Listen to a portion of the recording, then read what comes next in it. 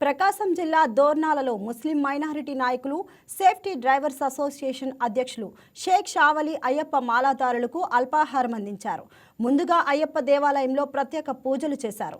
అనంతరం ఆలయ గురుస్వాములు పొట్టి సాంబశివరావు, కమ్మ వెంకటేశ్వర్లు, నారాయణ, చెల్లా సుబ్బారావు ఆలయంలో భజన కార్యక్రమం నిర్వహించారు.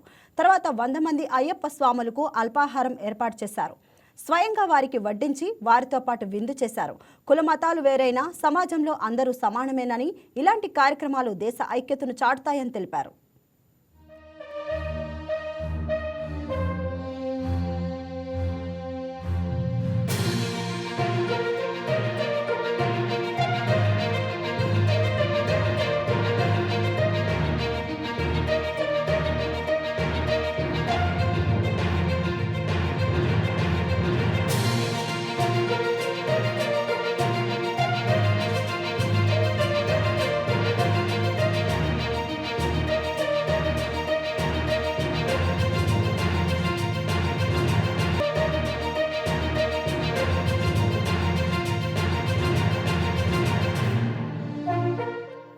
ఈ వీడియో మీకు నచ్చినట్లయితే లైక్ కొట్టి షేర్ చేసి మా వైకే టీవీ ఛానల్ని సబ్స్క్రైబ్ చేయండి.